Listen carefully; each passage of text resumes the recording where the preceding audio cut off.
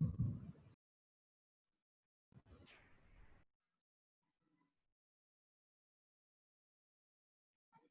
morning. Good morning, sir. Good morning. A very good morning to all of you, and welcome to the session.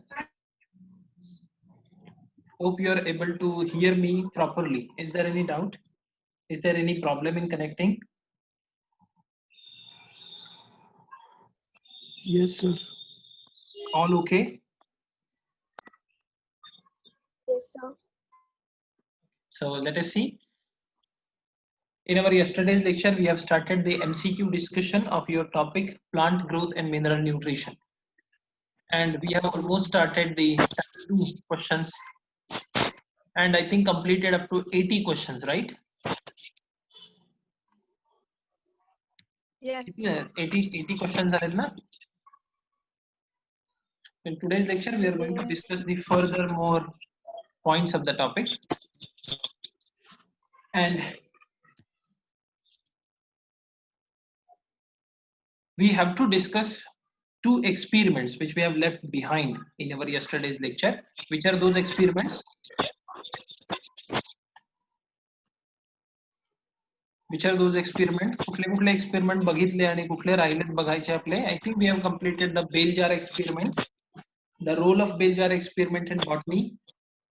Then we have discussed what is crystallograph, its role, and the name of the discoverer. 2 more experiments are there in the match the pair type of question, question number 76. What are the names of experiment? Please tell me. बघा समोर आहे तुमच्या.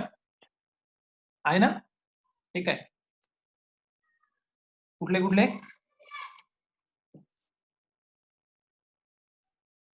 Do you hear me, all of you? Yes, sir. So read it. बघा काय दिलंय. 2 experiments we have to discuss. First is Gardnering experiment and second is called as cobalt chloride paper method. We have already discussed the answer. You know the answer because Gardnering experiment, it is related with the translocation in the phloem. तो part आपण बघितलाय. जे rule at least तुम्हाला माहिती आहे. Cobalt chloride method is popularly used in analysis of unequal transpiration of the leaf on the leaf surfaces. Or you can simply say it is used to study the differential rate of transpiration on the surfaces of leaves. असंही काही वेळेला option मध्ये दिलं जातं. Let us discuss that point. Experiment आपण one by one बघूया. See on the screen there is a diagram showing Gardnering experiment. आहे ना समोर? दिसते सगळ्यांना? हो की नाही? Yes, sir. Yes, दिसते. चांगली गोष्ट आहे. काही क्वेश्चन्स विचारतो. Those students who have studied morphology and anatomy of flowering plant, त्यांना याचा आन्सर देता आलं पाहिजे. Easy question आहे. The wood of tree is nothing but which tissue it is? Cambium. Wood of tree. Wood is nothing but कुठला tissue असतो? Cambium. That answer is correct. One answer I'm getting, that is correct one. काय असतं wood? Wood is nothing but Cambium. cambium. No, it is the wrong answer. कोणीतरी correct answer दिलाय. Secondary phloem. No, phloem is a living tissue. It is not a Secondary tough. xylem. Yes, secondary xylem is the correct answer. हा question नीटला येऊन गेलाय बरं काय. त्यामुळे जरा अलर्ट राहा. साधा क्वेश्चन आहे. What is the wood? आणि हा रिपीटेडली येणारा क्वेश्चन असतो. Wood in the tree which is produced after the secondary growth, and that is nothing but the secondary xylem. So secondary xylem असतो. How many zones of wood you can observe commonly? किती zones बघतो आपण woodचे? त्यातला एक फिजिओलॉजिकली active असतो, एक फिजिओलॉजिकली inactive असतो. One is commercially important, another is commercially not important. The names are there in the diagram which is in front of you. आरामात बघू शकता आणि टाइप सांगू शकता. एवढंच करायचंय. हा बोला बोला. झालंय हे मागच्या वर्षी. Anatomy of flowering plant. Yes. Which are those? Heartwood and sapwood. Very good. Heartwood and sapwood. मग आता मला सांगणार यातलं कोअर रिजनला असणारं कुठलं असतं? हार्टवूड. हार्टवूड. पटपट सांगायचं, काही टेन्शन घेऊ नका, चुकलं तर चुकू दे. देन कमर्शियली इम्पॉर्टंट कोण असतं? Heartwood. Heartwood is commercially important. Very good. Physiologically effective कोण असतं?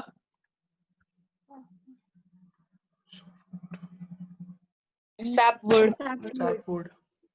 Yes, physiologically active is sapwood because it is involved in conduction. Heartwood is not able to conduct the water because the vessels are blocked. जिकडे जरा बॅकग्राऊंडला voice येतोय, disturbance येतोय, तिकडे please mute करा please. जिथे repeat sound येतोय तिकडे please mute करा. One more simple question. Consider this as the revision of the past topics. The vessels in hardwood are blocked.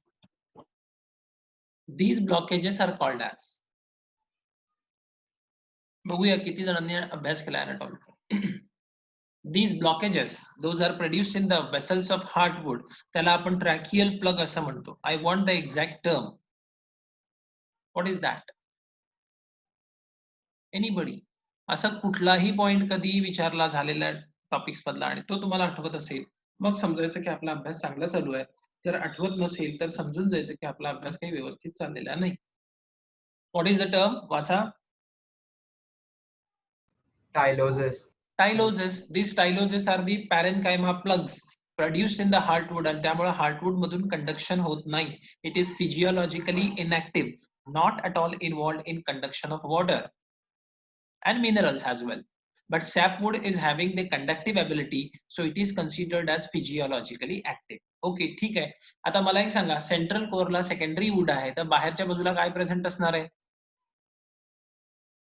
झायलेमच्या बाहेर काय असतं? फ्लोएम प्रेझेंट असतो. असतो की नसतो?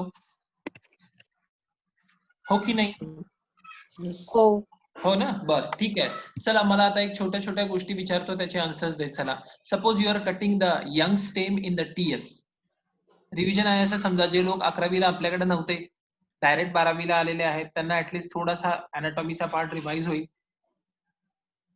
With in relation to this particular experiment. मग आता मला एक सांगणार, तुम्ही स्टेम कट केलं, यंग स्टेम आहे. The outer most region of the stem, outer most layer, tissue region of the stem is called as, काय म्हणणार? सगळ्यात बाहेर कोण असतं? हा, Epidermis. एपिडर्मिस असतो. Very good. Epidermis is parenchymatous made up of barrel shape cell. त्याच्यानंतर पुढचा जो सगळा पार्ट आहे त्या पार्टला आपण काय म्हणतो?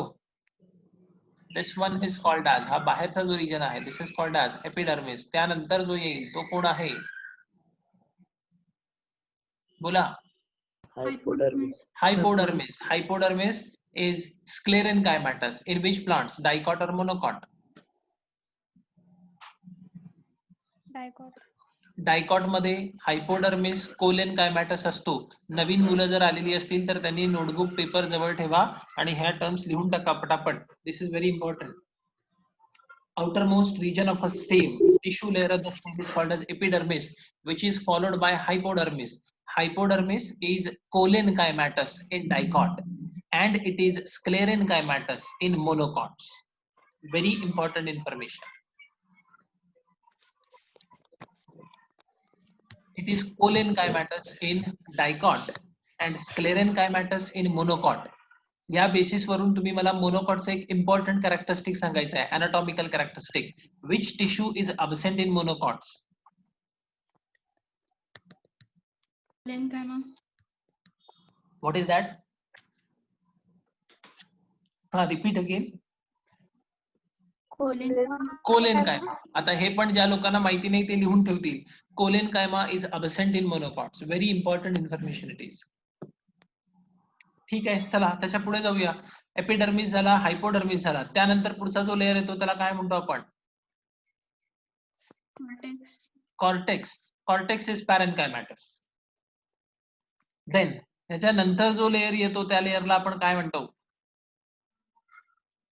After cortex there is the single layer. That single layer is called as Endodermis. Very good. That is called as endodermis. This endodermis is having, हा इकडे आवाज प्लीज म्यूट दॅट. जिकडे हे चालू आहे डिस्टर्बन्स आहे तिकडे बघा. This endodermis is having a characteristic feature. It is having a particular strips or band. What is the name of that band? Casparian strips. Casparian strips, or it is called as Casparian bands. Casparian strips or Casparian bands are made up of suberin. Suberin. हे सगळं important आहे, लक्षात ठेवा.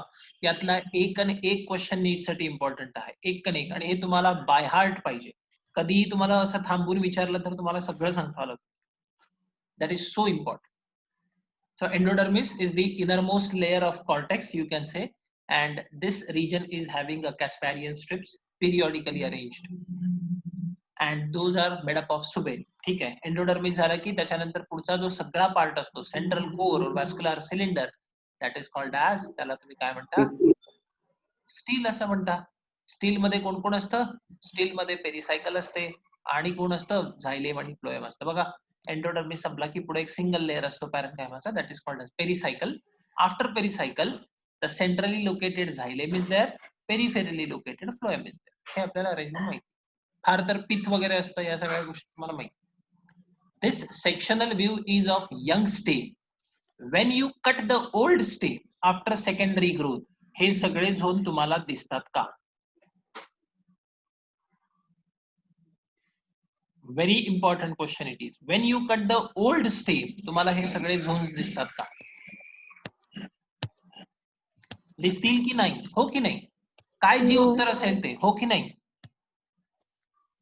बोला बोला. Yes or no? No. मग काय दिसेल? सर तुम्ही असंच करताय बघा, उत्तर द्या म्हणून सांगताय, लगेच दुसरा प्रश्न विचार. सर ओल्ड मध्ये दिसणार ना ते. ओल्ड मध्ये हे सगळे झोन दिसत नाहीत. का दिसत नाहीत बघा, जरा नीट लक्ष देऊन बघा. Due to secondary growth in the tree, the entire central core is converted into, now it is converted into secondary xylem. This secondary xylem is further surrounded with a thin layer of cambium, vascular cambium त्याच्यामध्ये present असतो. Then it is immediately followed by phloem, and the outer region, now epidermis, is ruptured, and this is converted into the structure what we call as काय म्हणतो, आठवतंय का सगळ्यांना? Extra स्टिलर secondary growth शिकलोय ना 11वीला. Periderm झालंय की नाही? Cork cambium and secondary cortex झालंय की नाही? भुला वेळानो, हो की नाही? हो. मला इन्फिरियरिटी कॉम्प्लेक्स येतो, मला वाटतं मी शिकवलंय की नाही शिकवलंय. गेल्या वर्षभरात नुसतंच नाही, मी शिकवलेलं आहे. तुमच्या नोटबुक्स मध्ये ते आहे, सगळं एक्सप्लेन केलेलं आहे. आता जरा इकडे नीट लक्ष देऊन बघा. See the diagram. This is the heartwood and sapwood, म्हणजे दोन्ही मिळून काय आहे? Secondary xylem. त्यानंतर तुम्हाला इकडे दिसतो का मध्ये cambium, vascular cambium, thin layer दिसतो? मी इथे लाईन काढतो बघा. दिसला? हो आहे ऑब्विसली. त्याच्यानंतर पुढे मग तुम्हाला थिन लेअर ऑफ फ्लोएम दिसतो, एवढा छोटासा फ्लोएम आहे, आणि बाकी सगळा जो पार्ट आहे तो कशाचा आहे बाळांनो? बाहेरचा, दॅट इज ऑफ कॉर्क. आली कन्सेप्ट लक्षात? कन्सेप्ट लक्षात आली? ओके. मग आता मी सोपा क्वेश्चन विचारतो. Girdling experiment is done in young plant or mature tree? Mature tree. Mature tree. Mature tree. Homework साठी एक क्वेश्चन देतो, सगळेजण नोटबुक मध्ये मेन्शन करतील. The first girdling experiment was done in dash dash plant. You have to find out the name of plant. नीटच्या guide book मध्ये या प्लांटचं नाव दिलेलं आहे, आणि ते तुम्ही शोधून काढायचं आहे. पुढच्या लेक्चरला मी तुम्हाला विचारणार आणि तुम्ही मला त्याचा आन्सर देणार आहात. काल पण मी तुम्हाला एक क्वेश्चन दिलेला होता. What is the term use for automatic auxanometer? सापडलंय कुणाला? Arc indicator. Arc indicator is very primitive, manually handled.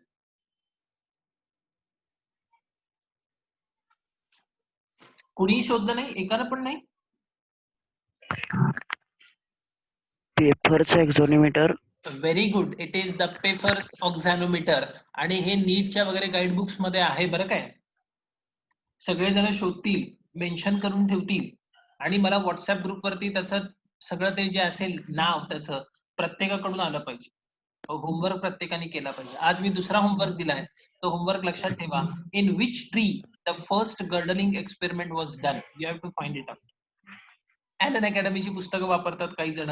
Online notes available आहेत. You can go through books बघा, त्याच्यातून ते आन्सर शोधून काढायचे. ओके, ठीक आहे. एक गोष्ट तर क्लिअर झाली की girdling experiment is not done in young plant, it is done in mature tree. मग आता गर्डल करणं is also called as ringing experiment. नीट लक्ष देऊ नये का बरं काय. The another name for girdling experiment. गर्डलिंग एक्सपेरिमेंटला अजून एक नाव आहे. त्याला कसला एक्सपेरिमेंट म्हणतात? वाचा, बोला बाळानो. Ringing experiment. It is called as ringing experiment. It means a certain ring is removed from a mature tree or the stump of the mature tree, or you can say the बुंधा मराठीमध्ये ज्याला आपण म्हणतो, तिथून त्याची एक ring काढली जाते. Girdle is done, girdle is prepared. आता जरा लक्ष देऊन बघा गर्डलिंग केलंय कसं. ही बार्क दिसते तुम्हाला या डायग्राम मध्ये, ब्राऊन कलर्ड दिसते. हो. ओके, याची बार्क काढून टाकली. आता जरा नीट लक्ष देऊन बघा, bark is very thin part which is immediately connected with what. Diagram दिसते ना, immediately connected with the phloem. त्यामुळे when you are going to remove the bark, तुम्ही त्याचं गर्डलिंग करताना जेव्हा त्याची बार्क काढता, साल काढता, at that time which part is also removed? Phloem is also removed. लक्षात ठेवा, इन गर्डलिंग एक्सपेरिमेंट हा क्वेश्चन नीटला येऊ शकतो. In girdling experiment which vascular tissue is removed? The answer is phloem. आणि जर तुम्ही फ्लोएम रिमूव्ह केला तर काय शिल्लक राहणार आहे त्याच्यात रे? Xylem. Obviously, wood is remained there. Secondary xylem only is remained. What is the function of xylem in the plants? Conduct the water. Conduct the water. Water कुठल्या direction ने जाईल? बेसिपेटल की acropetal? Acropetal. Acropetal, टोकाकडे जाईल. बघा इकडे नीट लक्ष देऊन. So xylem intact आहे. So water is conducted. आणि what is the function of phloem? Food translocation. Food translocation. फूडचं ट्रान्सलोकेशन कसं असतं? ते बाय डायरेक्शनल असतं. लीफ मध्ये तयार होतं, रूट कडे स्टोरिंग साठी पाठवलं जाऊ शकतं. रूट मध्ये जे स्टोअर केलंय ते टिप कडे घेऊन जातं फ्लावरिंग आणि फ्रुटिंगच्या वेळेला. So it is bidirectional. ही गोष्ट लक्षात घ्या. आता आपण कन्सिडर करणार आहोत की what is the purpose of ringing experiment, what exactly it indicate. See here, इथं रिंगिंग केलंय आणि after some time, some days, some weeks you can say, थोड्या काळानंतर, after a particular time period, you will come across, you will see the swelling here above the girdle. दिसतंय का सगळ्यांना? जिथं girdle काढलाय, जिथं बार्क रिमूव्ह केली आहे, तिथं स्वेलिंग झालंय. Why this is so? Why swelling is there? तर जरा नीट लक्ष देऊन सगळेजण बघतील की ते स्वेलिंग काय आहे. This is leaf and this is the site of. इथे काय होणार आहे? कुठली मेटाबॉलिक ऍक्टिव्हिटी होते? Photosynthesis. Aim of photosynthesis is food formation, and that food is obviously translocated towards the lower part for storage. त्यामुळे food इकडून निघेल आणि खाली जायचा प्रयत्न करेल. इथपर्यंत आल्यानंतर त्याला ब्लॉक बसेल कारण इथे कोण नाही आहे. Phloem absent. Phloem is absent, and therefore instead of translocating the food towards the lower strata, lower level, it gets accumulated in this particular region. So इथे साचून राहील. And due to this accumulation, जिथे जिथे background खूप आहे तिकडे please careful. Due to this accumulation, there is a swelling. इथे तुम्हाला स्वेलिंग दिसेल जस्ट अबाउट द गर्डल. सगळ्यांना एक्सपेरिमेंट कळलेला आहे का? Yes, sir. Yes, sir. असले कोल्ड रिप्लाईज असतात. हा सर, कळलंय का सगळ्यांना? Yes, Yes, sir. Very good. आणि म्हणून मग आपण काय म्हणतो क्वेश्चन बँक मध्ये बघा, म्हणून आपण असं म्हटलंय girdling experiment, what it is going to explain, it is explaining the what. बोला, आहे समोर तुमच्या. Translocation in phloem, or you can say translocation of food or organic solutes from the phloem. असं जरी तुम्ही म्हटलं तरी चालणार आहे. It is indicating the translocation. आलंय का लक्षात? Yes, sir. कळलं एक्सपेरिमेंट सगळ्यांना? नक्की? Yes, sir. ओके. Yes, हा sir. एक्सपेरिमेंट तुम्हाला नेक्स्ट टॉपिक मध्ये पण पुढे एक आपण टॉपिक घेणार आहोत, that is plant water relation और ट्रान्सपोर्ट इन प्लांट. तिथे हा परत येईल तुम्हाला. आता इथे का दिलाय हा क्वेश्चन नीटला येऊन गेलाय. This is the combine type of question. इथे क्रिस्कोग्राफ हा प्लांट ग्रोथशी रिलेटेड असतो आणि बाकीचे जे concepts आहेत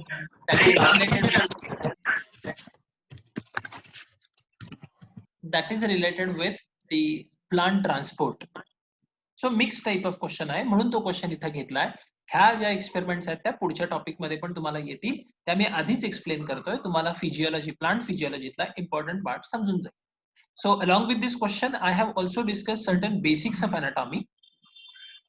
What is stylosis? What is the secondary xylem? What is the nature of wood? Then what is cork and etc. etc. Hopefully त्या सगळ्या गोष्टी तुम्हाला कळल्या असतील. जे लोक नवीन जॉईन झालेत त्यांनाही त्या कळल्या असतील. कळलेत का बाबा? विशाखा, अभिषेक, मंगेश, Yes, sir. कळलेत ना नक्की? तर ते जे पॉइंट्स मी मेन्शन करायला सांगितले ते प्लीज नोट डाऊन करून ठेवा. टायलोजेस कुठे असतात, काही डाऊट वाटला त्याच्यात you can call me or ask on the WhatsApp. चालेल. पुढचा एक्सपेरिमेंट आपण जो ऑलरेडी काल डिस्कस केलाय, that is bell jar experiment. This is the potted plant which is watered and covered. पाणी घातलंय आणि झाकून ठेवलंय त्याला. So abundant moisture is there and it is kept under a bell jar, expose to what? कालच्या लेक्चरला आपण सांगितलंय, expose to sunlight. So in presence of you can say abundant temperature, optimum temperature in contact with the plant will lose the water in the form of vapor, and that process is called as transpiration. आता ती vapour काय आपल्याला दिसणार नाहीये, अशा वेळेला ते आपण एक्सपेरिमेंटली प्रूव्ह करायचं. For that purpose we are going to use the apparatus in the laboratory which is called as, त्याचं नाव काय आहे? Bell jar. So what you will come across that bell jar shows internally, it shows water droplets, and these water droplets are due to condensation of vapor which is coming out from the leaves due to transpiration, and therefore bell jar experiment, it is there to confirm the transpiration process. पुढचा experiment नीट साठी highly important आहे. सगळेजण नीट लक्ष देऊन बघतील. काय नाव आहे एक्सपेरिमेंटचं? Cobalt chloride paper experiment. Cobalt chloride paper experiment. Now listen carefully. Cobalt chloride, त्याचा empirical formula कसा? CO what? Cobalt chloride काय? COCl2 का COCl3? COCl3. नक्की का? सगळे बघून ठेवतील नंतर बुक्स मध्ये, केमिस्ट्रीच्या बुक मध्ये कुठेतरी असणार आहे. बघून ठेवा, उद्याच्या लेक्चरला मला सांगणार आहात. अलर्ट राहायचं. जरा नीट लक्ष देऊन बघा. Cobalt chloride paper is done by dipping the common filter paper, जे तुम्ही लॅब मध्ये वापरता तो filter paper cobalt chloride solution मध्ये बुडवतात, डिप करतात, and that paper is shade dried, त्याला सावलीत वाळवतात. That paper appears in which is blue in colour. नीट लक्ष देऊन बघायचंय. कोबाल्ट क्लोराइड पेपरचा कलर कसा असतो? दिसतोय का हा? कसा कलर आहे त्याला? Blue. Blue color. Blue in color. Cobalt chloride paper is blue, grayish blue in color. ठीक. And when you expose this cobalt chloride paper to the water or moisture, it turns. त्याचा colour कसा होतो? Pink. Pink color होतो. लक्षात ठेवा. This is the ability. Cobalt chloride paper काय करेल? So basically it is bluish, grayish blue in color. And when you are dipping this in water or when you are taking that paper in contact with the moisture, vapor जे काही असेल, त्याला moisture मिळालं की that paper turns pink. त्याचा coloration change होतो. This particular property of the cobalt chloride solution you are going to use in this experiment, and therefore the experiment is ideally called as cobalt chloride paper experiment. आता जरा नीट लक्ष देऊन बघा how that experiment is done. यासाठी तुम्ही कुठलंही एक पॉटेड प्लांट किंवा सॉइल मध्ये वाढलेलं प्लांट घेऊ शकता, जे की बऱ्यापैकी मॅच्युअर असेल, which is having the well grown leaves त्याच्यामध्ये असले पाहिजे. आता जरा नीट लक्ष देऊन बघायचं. For this particular experiment I am going to use a particular leaf. मी क्वेश्चन विचारणार आहे, so be prepared. You are going to use a leaf which is a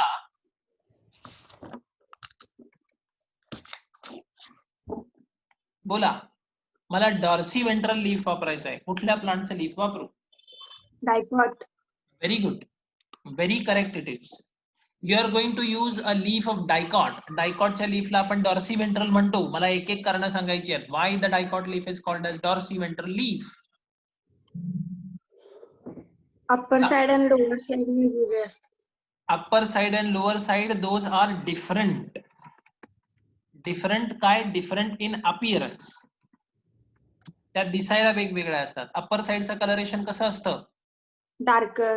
darker असतं. लोअर साइड कशी असते? पेल और फेंट असते. व्हेरी गुड, शाबास, चांगली गोष्ट आहे. It is because of occurrence of palisade at the upper region, spongy at the lower region. Palisade मध्ये ज्यादा क्लोरोप्लास्ट असतात, so upper side is dark, lower side is pale. मग इथे तुमच्या समोर मी एक डायग्राम फोकस करतो. मला फक्त असं सांगणार आहात तुम्ही, मी इथे इंडिकेट करतो, जरा नीट लक्ष देऊन बघा. हा आहे A and हा आहे B. या दोघांच्या मध्ये अप्पर कुठली असेल आणि लोअर कुठली असेल? A A upper upper and B आहे, lower. B lower. Be lower आहे. Very good. म्हणजे आपल्याला एक्सपेरिमेंटली सगळ्या गोष्टी बघताना समजून जातील असं आपण समजू. चांगली गोष्ट आहे. ठीक आहे. चला मेन पॉइंट कडे परत जाऊया. So they are different in colouration. अजून ते डिफरंट असतात by means of presence of certain structures. Can you please tell me? Upper epidermis, इथे काय प्रेझेंट असतं? What is there? Cuticle. Cuticle is present. And at lower epidermis तिथे कुठले structure present असतात? stomatal pores, Stomata. हे Stomata. Stomata present असतात. लक्षात ठेवा, stomata are present. And that's why this leaf is different on both the surfaces, from upper surface as well as from lower surface. They are different, and therefore this type of leaf is called as a dorsiventral leaf. Dorsi means upper, ventral means lower. Both the surfaces are different in appearance as well as in nature, in structure, with respect to structure. So this leaf is called as dorsiventral leaf. Now listen carefully. या डॉर्सिव्हेंट्रल leaf मध्ये तुम्ही एक experimental setup करणार आहात. काय करायचा, तर याच्यामध्ये कोबाल्ट क्लोराईडचा पेपरचा एक पीस ठेवायचा वर, एक पीस ठेवायचा खाली. आता खाली दाखवणं मला पॉसिबल नाही आहे, तर इथे मी असं इथं समजतो, तर खाली पण मी ठेवलं असं इमॅजिन करा. यासाठी पान झाडापासून तोडायचं नाहीये. That leaf should be intact. तुम्ही जर या डायग्राम मध्ये बघितलं तर तुम्हाला कळेल. It should be connected with the mother plant. नाहीतर सरांनी कोबाल्ट क्लोराईड पेपर ठेवलाय म्हणजे पान तोडलंय आणि त्याला पेपर ठेवायला लागले. Not like that. You are going to perform the experiment on the intact tree, intact plant. आता हे कोबाल्ट क्लोराईड पेपर शिफ्ट होऊ नये, हलू नये, म्हणून मी याच्यावरती दोन स्लाइड ठेवणार आहे. एक स्लाइड वर, दुसरी स्लाइड खाली. म्हणजे दोन्ही बाजूला एक एक पेपरचा पीस, दोन्ही बाजूला एक एक स्लाइड मी ठेवली. कळलंय का? हो की नाही? हो. या स्लाइड्स हलू नयेत म्हणून मी इथे क्लिप लावू शकतो. या बाजूला एक क्लिप बसवली, या बाजूला एक क्लिप बसवली. क्लिप नाहीये आमच्याकडे, तुम्ही रबर बँड लावू शकता. जसं या एक्सपेरिमेंट मध्ये दाखवलेलं आहे की इथे आम्ही रबर बँड लावतो. So that the slide and the entire setup will remain in close contact without any disturbance.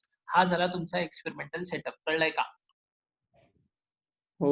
Yes, sir.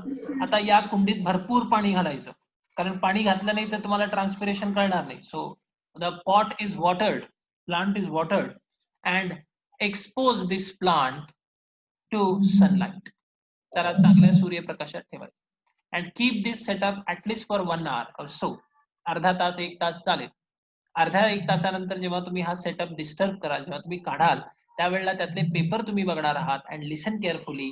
C, सगळेजण इकडे नीट लक्ष देऊन बघतील. Focus here. When you are going to observe the papers which are kept on the surfaces of leaf, तर इथे upper surface, तुम्ही आता agri झालाय की हा ए जो आहे तो अप्पर सरफेस आहे.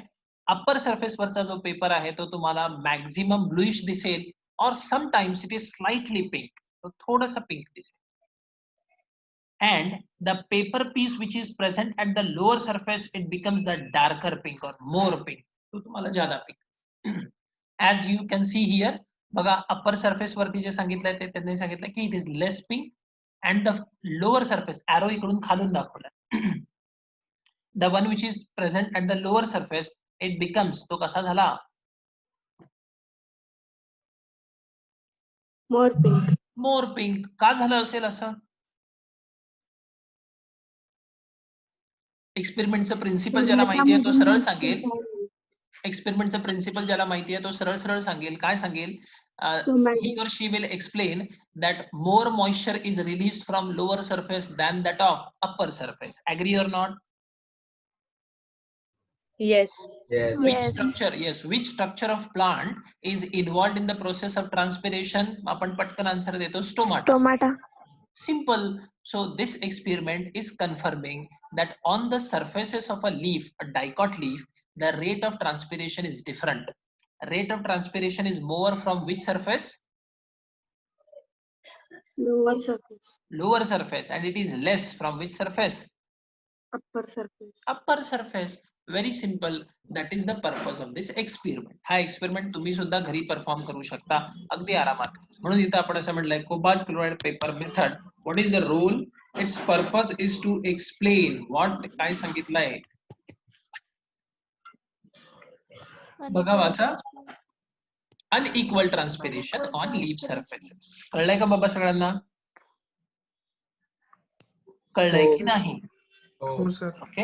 यातला sir. कोबाल्ट क्लोराइड पेपर वाला क्वेश्चन, गर्डलिंग एक्सपेरिमेंटचा क्वेश्चन, बेल जार एक्सपेरिमेंटचा क्वेश्चन रिपीटेडली नीटला आलेला आहे. तुम्ही जुने पेपर्स काढून बघू शकता. एकदम तुम्हाला 35, 50, 40 काय काय जे असतील तेवढ्या इयर्सचे पेपर अवेलेबल असतात in the form of books. Go through those books. एखादं बुक त्यातलं घ्यायला हरकत नाही. MTG किंवा सिंगेज गुड पब्लिकेशन. त्याच्यात तुम्हाला ही क्वेश्चन्स नक्की सापडतील. So keep in your mind. Girdling experiment, translocation in the food. Cobalt chloride paper method, unequal transpiration from leaf surfaces. एवढं लक्षात ठेवायचं, यापेक्षा जादा काहीही नाही. कोणी तुम्हाला नीट मध्ये पाठीमागच्या बाजूला प्रोसिजर लिहा असं म्हणणार नाहीत आणि तसं लिहायचंही नाही. OMR शीटच्या मागे कोबाल्ट क्लोराइडची मेथड लिहितो सगळी, मार्क द्या असं कोणी मार्क देणार नाही. जोकचा पार्ट. पण चला हा पार्ट आपण डिस्कस केलेला आहे. So let us start with the new question. Next question, that is question number 81. बाकी सगळं आय थिंक डिस्कस केलंय, होय ना? हो. चला क्वेश्चन नंबर 81 बघा. High concentration of synthetic auxin. Synthetic म्हणलंय. Auxin would. सिंथेटिक ऑक्सिन भरपूर प्रमाणात तुम्ही दिलं प्लांट, काय होईल त्या प्लांटचं? kill plants. Kill plants.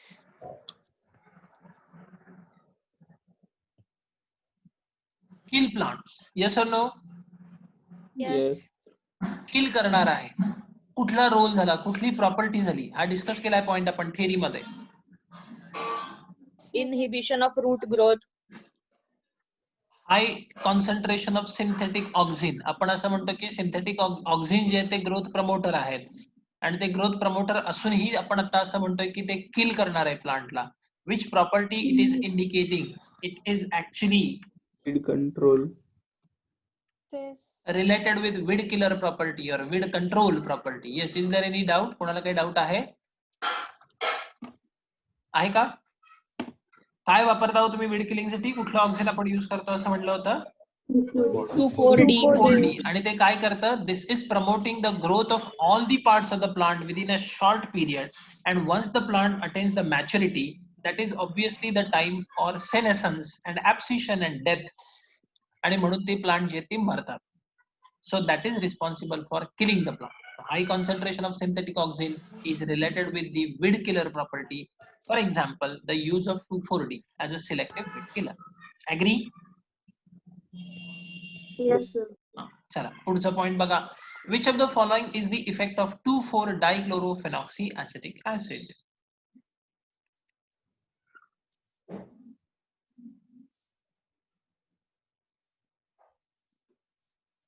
सांगा. Option B. सिंपल. आताच आपण बोललो त्याच्या संदर्भात. Increase in growth of all plant parts so that the plant will attain maturity in a short period. आणि मग त्याची काय होणार आहे? डेथ होणार आहे. So B, sorry, B is the correct answer. Increase in all plant parts. कळलंय ना सगळ्यांना? हा, जर तुम्ही रिस्पॉन्स देत राहिला की मला पण लक्षात येतं रे, नाहीतर मग मला काहीच कळणार. मी आपलं म्हणणार कोण ऐकतंय नाही ऐकतंय. अजून एक गोष्ट काल माझ्या असं लक्षात आली की लेक्चर संपण्याआधी बरेचसे जण जे आहेत ते एक्झिट करतात लेक्चर मधून आणि ते कळतं इथं की कोण कोण एक्झिट करतात. This is not a good practice. जोपर्यंत लेक्चर चालू आहे तोपर्यंत जेवढे लोक ऍडमिट झालेत लेक्चर मध्ये त्या सगळ्यांनी कंटिन्युअली त्याच्यामध्ये राहायचं. अदरवाईज पुढच्या लेक्चर पासून जॉईनच करून घेणार बिलकुल. ठीक आहे. पुढचा क्वेश्चन बघा. The synthetic hormone used as a weedicide. Related questions आहेत. 81, 82, 83 अगदी रिलेटेड क्वेश्चन्स आहेत. सांगा. और which is having a selective weed killer property? Option C. 2,4-dichlorophenoxyacetic acid. Very good. सोपं आहे. पुढचा क्वेश्चन आपण इन डिटेल एक्सप्लेन केलेला आहे already in your theory lectures. We have discussed the role of phytochrome, that interconvertible forms of phytochrome, which sort of light is required for that, in which condition it is converting in faster rate and in slower rate, सगळं तुम्हाला माहिती आहे. आता try to answer. हा question नीटला येऊन गेलाय. एक इक्वेशन दिलाय तुमच्या समोर. In the following reaction what is expressed by A and B इथे PR दिलाय, PFR दिलाय, A आणि B तुम्हाला ओळखायचं. What is PR? First tell me. Phytochrome red. Very good. Phytochrome red. What is the absorption spectra for phytochrome red? किती स्पेक्ट्रमचा light तो absorb करू शकतो? किती? 660. 600 to 700. 660 to 680 असं आपण म्हणलंय. मॅक्झिमम कुठल्या रिजन मधला लाईट असणार आहे? तो रेड रिजन मधला लाईट असणार. ओके. आणि PFR means what? Phytochrome far red light. Phytochrome far Far red. red. So its absorption spectra will start from 700 onwards up to the maximum. किती maximum तो absorb करेल? 70. Up to 730. 730. Yes. हे माहिती आहे आपल्याला सगळ्यांना. मग आता तुम्हाला A आणि B चा काही फरकच राहिला नाही. सगळंच क्लिअर झालं. PR कुठल्या टाईपचा लाईट ऍब्सॉर्ब करू शकतो? रेड. आणि PFR कुठल्या टाईपचा लाईट ऍब्सॉर्ब करेल? Far red. What is the answer? Option D. Simple. किती सोपं आहे बघा. थेरी व्यवस्थित झाली असेल तर आन्सर देणं सोपं आहे, अवघड नाहीये. The next one is TIBA is a An antioxidant. Antioxidant. TIBA is the antioxidant. Books मध्ये बऱ्याच ठिकाणी हे दिलेलं आहे क्वेश्चन. मला TIBAचा फुल फॉर्म सांगणार कोण सांगेल? 2,3,5 triiodobenzoic acid. Very good. Books मध्ये दिलेलं आहे, तुम्ही बघू शकता. ज्यांच्याकडे नाही आहे ते आता लिहून टाकतील. The full form of TIBA is 2,3,5 सुरू झालंय. हा ट्रायआयडो बेन्झॉइक ऍसिड. हा जिकडे डिस्कशन आहे तिकडे प्लीज जरा येणार आहे ना दररोज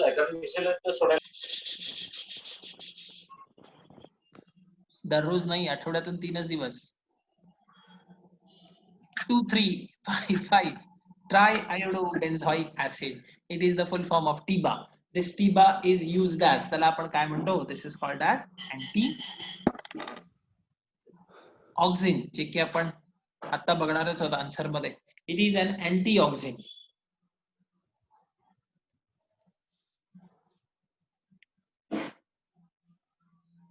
Why it is called as antioxidant? जरा कोणी डिटेल मध्ये वाचलं असेल बुक मध्ये तर सांगाल. What is the role of auxin? Auxin is the growth promoter. It is mainly involved in a physiological effect which is called as. Auxinचा main role सांगायचा. Characteristic feature. जसं आपण जिबर्लिक ऍसिड म्हटलं की इंटरनोड इलॉंगेशन म्हणतो पटकन, तसं ऑक्सिन म्हटलं की आपण पटकन काय म्हणतो? Apical dominance. Dominance. Very good.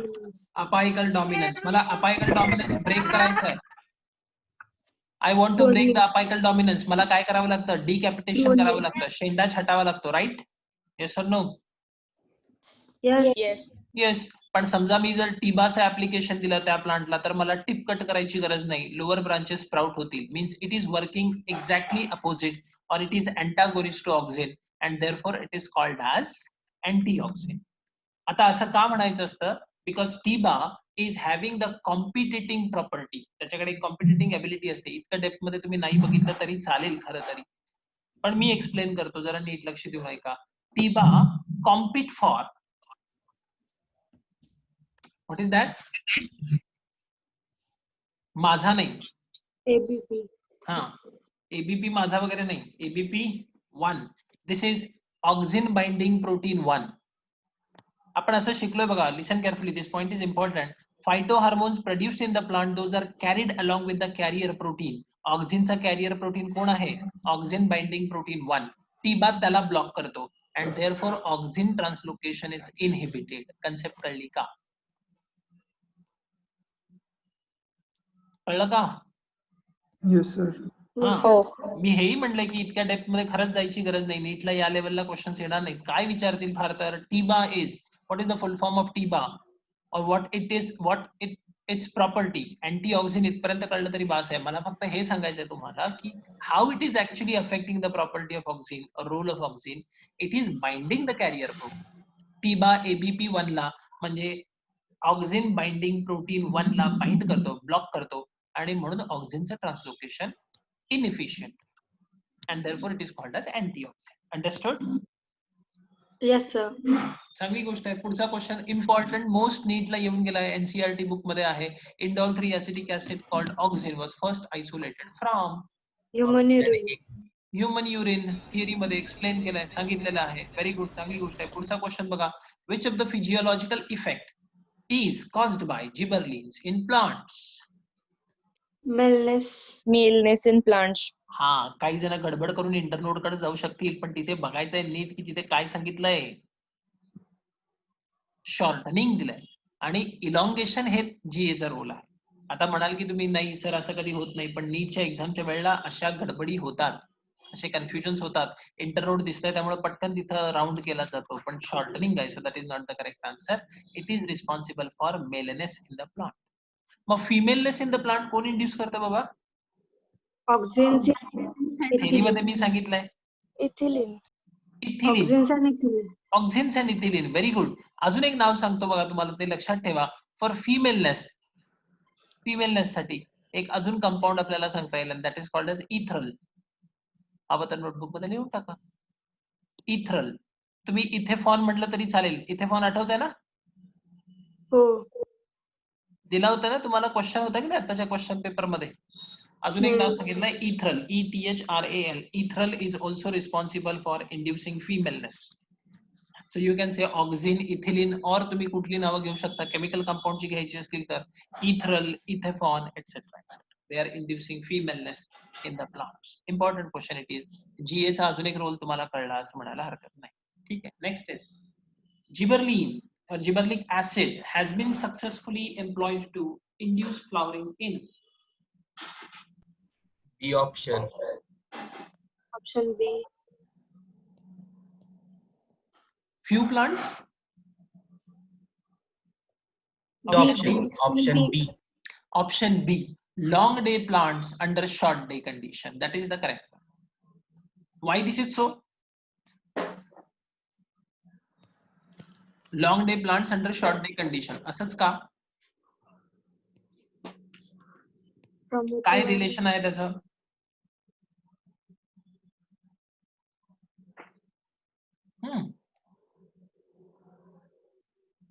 असं रिलेशन काय आहे? बर, मी थेरी मधला एक कन्सेप्ट विचारतो. सिंपल सा कन्सेप्ट आहे. बघा नीट लक्ष देऊन. बघा किती जणांना सांगता येतं. तुम्हाला जर सांगता येत असेल तर चांगली गोष्ट आहे. See here in the box. बघूया आपण. हा शब्द आठवतो? हो. केलाय का आपण डिस्कस? Yes. Obviously केलाय. Thermophase, which is very important part. It is related with the vegetative growth or juvenile phase of the plant. आणि ही जी थर्मोफेज आहे ती ओव्हरकम करण्यासाठी कोल्ड ट्रीटमेंट मुळे प्लांट एक हायपोथेटिकल हार्मोन तयार करता असं म्हणलं होतं. What is the name of that hormone? Vernalin. And according to many plant physiologists, vernalin is nothing but Gibberellic acid. Gibberellic acid. जरा थेरी मध्ये जाऊन बघा, तिथे एक्सप्लेनेशन करताना सांगितलंय की gibberellin is known to replace or substitute the cold treatment and therefore many plant physiologist they are of opinion. त्यांचं opinion असं आहे की वर्नॅलिन इट शुड बी जिबर्लिन. ते जिबर्लिन असलं पाहिजे. आणि म्हणून gibberellic acid is there to reduce the duration of the vegetative growth and it will make the plant to flower, long day plant to flower under short day condition. Understood? Relation लक्षात आलाय का? Yes, sir. so important point आहे, लक्षात ठेवा. असं का नाही short day plant into long day plant? Why only long day plants under short day condition? Because long day plants जिथे day length खूप आहे, they require more time for completion of vegetative growth. Here gibberellin is going to reduce the thermophase. It is going to reduce the requirement of temperature and light, and therefore thereby it is making the plant to flower early in short day condition म्हणू शकतो. So it is the important question. दिसायला साधा सरळ आहे, पण ज्याला हे relation माहिती आहे तो आन्सर देऊ शकेल. नाहीतर मग काय 10 20 30 40 50 60 70 80 90 100 जे दिसेल त्याला टिक केलं नाही. See the next question. A plant hormone is. बोला. हार्मोनचं नेचर माहिती पाहिजे सगळ्यांना. C option. कुठलं? C. A chemical messenger. Yes. Hormone is basically a chemical messenger. हा पॉइंट लक्षात ठेवा बरं काय. Hormone is basically the chemical messenger. And what is the role of that chemical messenger? It coordinates the body cell and controlling the growth and related aspects. So the correct answer is C. इथे आयनचा काही role नाही आहे, पिगमेंटचा काही प्रश्न नाही आहे. Secondary metabolite म्हणलंय पण growth आणि रिलेटेड आस्पेक्ट काही दिलेलं नाही आहे. So the correct representation is mentioned in option C. The true answer. Next. The metabolic product thought to give rise to gibberellins is very important question it is. किंवा हाच question जर मला mould करायचा असेल तर मी असंही म्हणू शकतो, what is the precursor of GA? GA चा प्रिकर्सर कोण? Acetyl CoA. Acetyl CoA is the correct answer. काही चुकीचं नाहीये, that is the correct answer. मी इथे तो शब्द लिहून टाकतो. हा पण चालेल, तुम्ही वर्ड यूज केला. प्रिकर्सर चालणार. Okay, so the same question can also be asked like, which is the precursor of GA, gibberellic acid? And the correct answer is acetyl CoA. थोडीशी important information देतो, जरा नीट लक्ष देऊ नाही का, पेन पेपर समोर असेल तर मेन्शन करून द्या. Gibberellic acids and many more phytohormones, they are the product of a common pathway. एका common pathway चे ते product आहे. And name of that pathway is, नाव लक्षात ठेवायचं. What is the name of that pathway? Mevalonic acid pathway. Mevalonic acid pathway. सगळेजण नीट लक्ष देऊन ऐकतील. Many phytohormone, including cytokinin, gibberellin, they are produced in a common pathway, and that pathway is called as mevalonic acid pathway. Now, this pathway is showing many organic acid synthesis. बरेचसे organic acid. मग तुम्ही gibberellinचं जरी बघितलं reference, it is a weak organic acid. Mevalonic acid pathway. What is the site of mevalonic acid pathway? Can you please tell me? जर वाचलं असेल कोणी book मध्ये डिटेल तर, नसेल तर मी सांगणारच आहे, तुम्ही लिहून ठेवणार आहात. In plant cell, mevalonic acid pathway mainly occurs in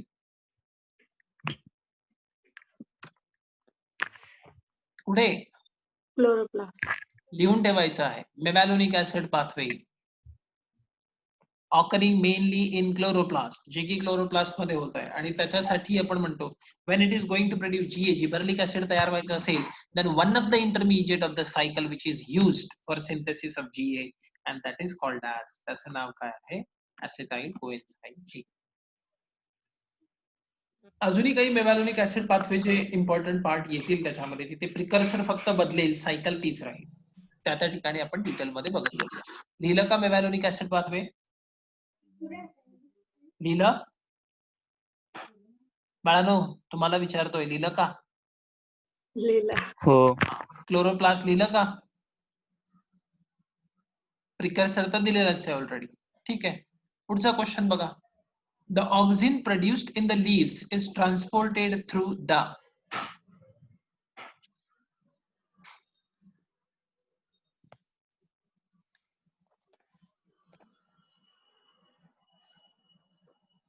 Phloem only.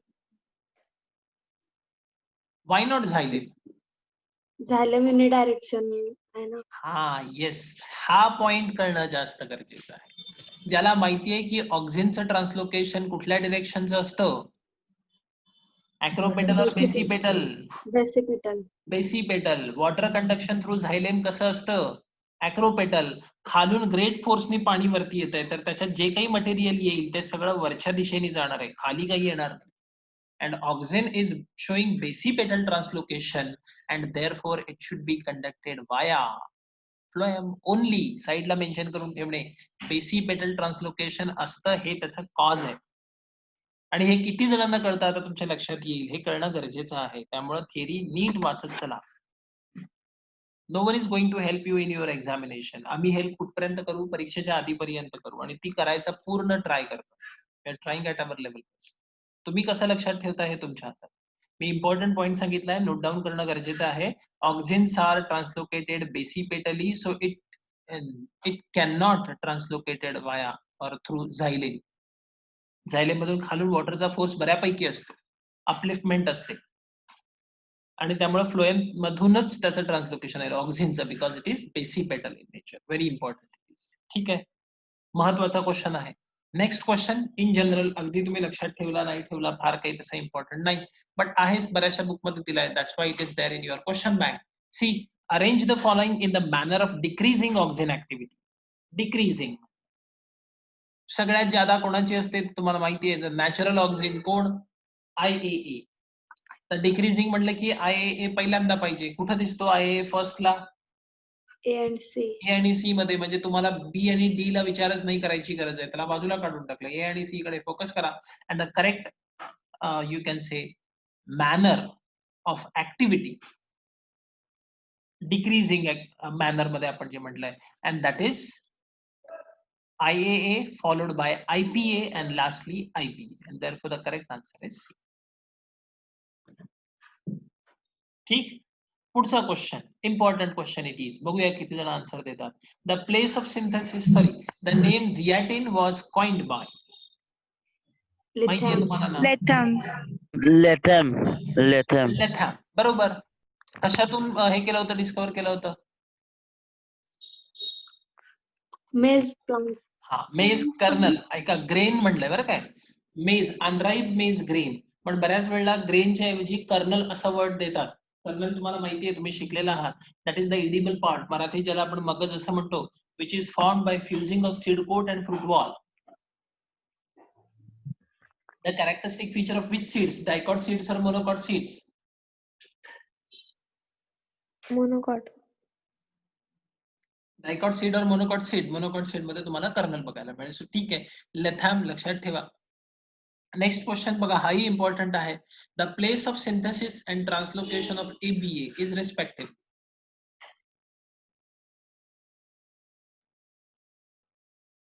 ABA कुठं तयार होतं, कुठे शिफ्ट होतं?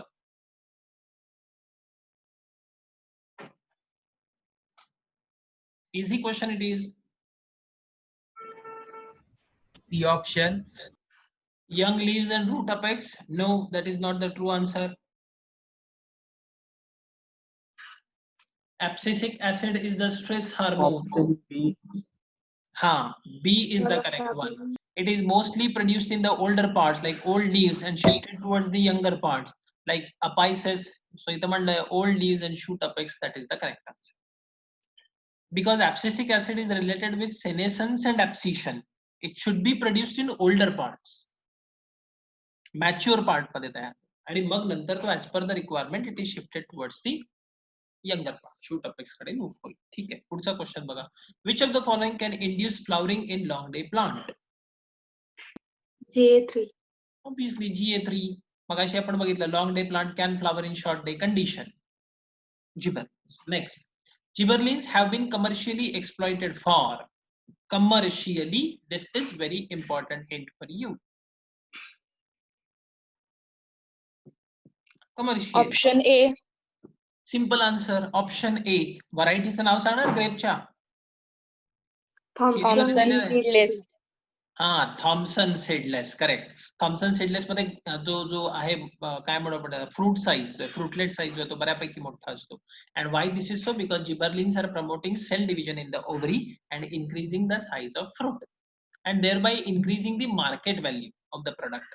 So A is the correct answer. शाबास, व्हेरी गुड. समजा इथं पार्थेनोकार्पी असतं तर ते पण चाललं असतं की नाही? समजा ऑप्शन मध्ये पार्थेनोकार्पी दिलं असतं, तेही करेक्ट असतं की नसतं? हो. तेही करेक्ट असतं, कारण जिबरलिनचा तोही एक इम्पॉर्टंट कमर्शियल रोल आहे. See, the movement of auxin is largely. लई वेळा झाला आता, पटकन आन्सर द्यायला हरकत नाही, बरोबर ना? बेसिपेटल म्हणजे कळलंय का सगळ्यांना? किती जणांना बेसिपेटलचं मिनिंग कळलेलं नाहीये?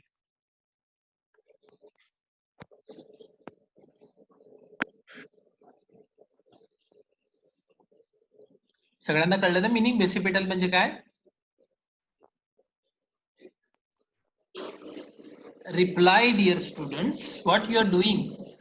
हो, कळालंय. You are not involved in lecture असं वाटायला लागतंय मग मला कधी कधी. थोडी इन्व्हॉल्वमेंट दाखवा. जेव्हा आपल्याला काही क्वेश्चन विचारलं जातं त्यावेळेला आपण रिस्पॉन्ड करायला पाहिजे. We are the living organism and one of the important exclusive property of all of you is irritability. We can sense the surrounding environment and accordingly are able to respond it. आपण दगड बसल्यासारखं बसून चालणार नाहीये. Show that you are living organisms. Movement of oxygen is largely basipetal. Basipetal means it is produced at the apical region moving towards the basal region. होय की नाही living organisms? Yes, sir. Horn वाजला non living background मध्ये. कारण ही living लोक काही बोलायला तयार नाही. कळलंय म्हणतात, 2-3 जण तरी म्हणतात, बाकीच्यांचं काय चालू आहे. Next, the ethylene gas is produced by. Ethylene gas is produced by. Flowering bird. Flower bird. Option मध्ये कुठे आहे फ्लावर बर्ड्स? Question number 98. इथे रूट्स म्हणलंय, नोड्स म्हणलंय, कुठे? All of these. All of these असं काही जणांचा आन्सर आहे. बरं मला हे एक्सप्लेन करणार का की what is the role of ethylene? Ripening hormone. Ripening hormone. It is responsible for ripening of the fruit. पण आता इथे फ्रूट रिलेटेड तर काहीच दिलेलं नाहीये. What is the second role I have told you about ethylene? Roots. What is the second role we have discussed? We have also discussed that ethylene is responsible for sprouting of the storage organ like tubers, like rhizome, like corms, etc. etc. मग त्या basis वरती जर आपण बघितलं route tubers असतील तर मग ethylene कोण तयार करू शकतं? रूट पण तयार करू शकतात. जर तुम्ही पोटॅटो ट्यूबर किंवा जिंजर रायझोमचं कन्सिडर केलं तर त्याच्यामध्ये नोडल रिजनला बर्ड्स असतात. मग नोड्स तयार करू शकतात. And therefore what is the correct answer? कोण बोला बाळानो? Option D. हा, involve in the lecture, involve in the discussion.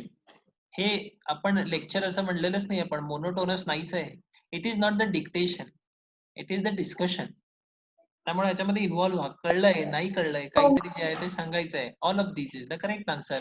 Route, nodes, internodes काहीही इथिलीन तयार करू शकतो. ठीक आहे, पुढचा क्वेश्चन बघा. Trichloro acetic acid is a. तुम्हाला याच्या आधी डायक्लोरो ऍसिटिक ऍसिड माहिती आहे? Dichloro phenoxy acetic acid. आता ट्रायक्लोरो ऍसिटिक ऍसिड काय असणार आहे? Phenoxy acid. Phenoxy acid. Dichloro acetic acid is, त्याचा रोल काय होता?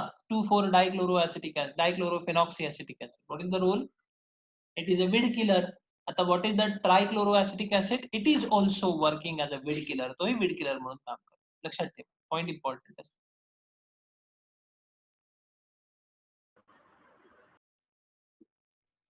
ओके, कळला? काय डाऊट आहे? कळलंय का? हो सर. हा, चला पुढचा क्वेश्चन बघूया. See the next question.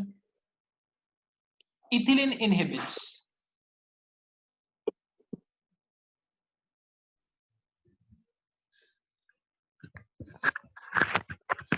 What is the role of ethylene? Ethylene is इथिलीनचा रोल सांगा, तुम्हाला आपोआप आन्सर मिळून जाईल.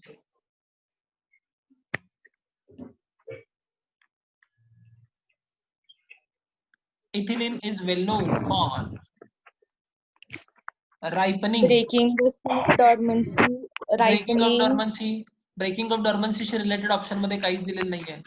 फ्रूट रायपनिंग सांगितलंय, फ्रूट रायपनिंग शी रिलेटेड काहीच दिलेलं नाहीये. सेनेसन्स म्हटलं असेल Root तर hair हो. formation. What? Root hair formation. Root hair formation, पण तसंही ऑप्शन मध्ये काही दिलेलं नाहीये. इनहिबिट म्हटलंय. Important thing is ethylene is mostly related with the senescence. And senescence is nothing but the end phase of the growth. जर तुम्ही growth curve बघितलं तर आपण असं म्हटलंय in the steady phase it is related with the phase of maturation or phase of limited growth. It is the phase of सेनेसन्स which is closely associated with the death of the plant part. तर इथे जर आपण असं म्हटलं की ethylene काय करेल तर ग्रोथ थांबवेल. कुठे? स्पेशली लीफ एक्सपान्शनशी रिलेटेड. आता कोणी जर हा क्वेश्चन मला विचारत असेल की why not root and stem elongation, तर त्याला मी पटकन आन्सर देऊ शकतो, पण तुमच्याकडनं डाऊट आला पाहिजे. कोणाला याच्याबद्दल काही डाऊट आहे? Why not root and stem elongation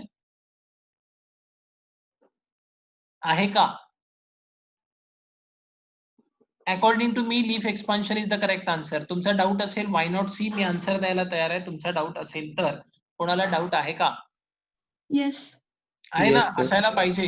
तुम्ही विचारायला पाहिजे की मग हे का नाही. That is called as a discussion. Otherwise you are just sitting there and yawning. बाकी काही करत नसणार आहे तुम्ही. You are not involved. आता नीट ऐका, एक क्वेश्चनचा आन्सर द्या. Growth in plant whether it is limited और unlimited? Unlimited. Unlimited, and it is restricted at certain point which is called as meristeme. So apical meristeme, shoot apices and root apices, they are continuously active throughout the life of the plant, आणि त्यामुळे तिथे कुठलाही फायटोहार्मोनचा इनहिबिशनचा कुठलाही direct role असत नाही. and that's why C is not the correct answer but B is the correct answer. कळलंय का? हो sir. हा, हो sir. तर हे समजून घ्या, मग तुम्हाला लक्षात येईल की बीच आन्सर का असेल आणि सी आन्सर का असेल. ठीक आहे. See the next one. For ethylene production in plants oxygen is Essential. essential because in the biosynthetic pathway of ethylene production oxygen is required. It is essential. आता जरासं नीट लक्ष देऊन बघायचं आहे, concept is very important. What is the role of ethylene? The ethylene is called as a ripening hormone. Yes or no? Yes. Yes sir. Very good. मग समजा मी एका बार्न मध्ये फ्रूट ठेवलेली आहेत, एका खोलीत फळं ठेवलेली आहेत आणि तिथे इथिलीनला ती एक्सपोज केली तर ती फळं काय होतील? पिकतील. नाव जस्ट इमॅजिन इथिलीन रिलीज केलेल्या त्या चेंबर मध्ये जिथे फ्रुट्स आहेत तिथे इथिलीनच्या बरोबर मी ऍड केला CO2, काय होईल? फळं पिकतील की पिकणार नाहीत? पिकणार नाही. पिकणार नाहीत, कारण इथिलीनला परफॉर्मन्ससाठी, इथिलीनला फंक्शन करण्यासाठी किंवा तयार होण्यासाठी त्या प्लांट पार्ट मध्ये कशाची गरज असते? O2 ची गरज असते. O2. When the plant material is exposed to high concentration of CO2, at that time effect of ethylene is reversed. त्यामुळे नोटबुक मध्ये एक सेंटेन्स लिहून टाकायचं आहे, effect of ethylene can be reversed by high CO2 concentration. Note it down.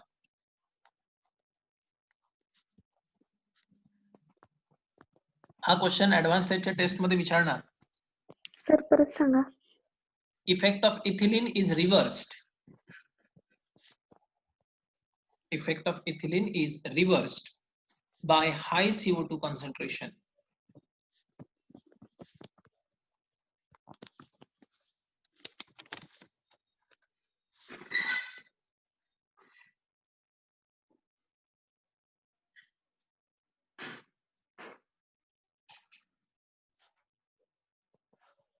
Okay, लिहिलं सगळ्यांनी? हो sir. हो सर. हो sir. See the next one. आता पुढच्या क्वेश्चन मध्ये तुम्ही अगदी आरामात आन्सर देऊ शकता. In higher plants, the most important site of ethylene production is Flower bud. flower bud मध्ये required असतं ethylene. Flower bud is not the site of synthesis of hormone. Ethylene is mostly produced in shoot apices and then it is shifted towards the buds, towards the sprouting structure, towards the fruit, etc. So the site of synthesis of ethylene is shoot apice. पुढचा question बघा, सांगता येतं का? Very important it is. Non-purine compound showing cytokinin activity is non-purine. यावरूनच तुम्हाला लक्षात यायला पाहिजे. Because cytokinin is having similar structure to that of nucleic acid असं आपण शिकलोय. कारण त्याच्यामध्ये काय असतं? कारण त्याच्यामध्ये काय असतं? Zeatin is the natural purine. बाळानो, this is the derivative of adenine. तुम्ही याच्याबद्दल काही बोलूच शकत नाही. त्यामुळे zeatin हे प्युरिन कंपाऊंड आहे. इथे परत zeatin आला. हा, इथे परत zeatin आला म्हणजे तोही प्युरिन आला. जिथं जिथं zeatin येईल, कायनेटिन येईल, तिथे प्युरिन असणार. बेन्झाइल अमायनो प्युरिन, प्युरिन असणार. हे बघा, दिस इज द करेक्ट आन्सर. कारण इथे विचारलंय काय? Non. Can you please tell me what is the chemical structure of adenine?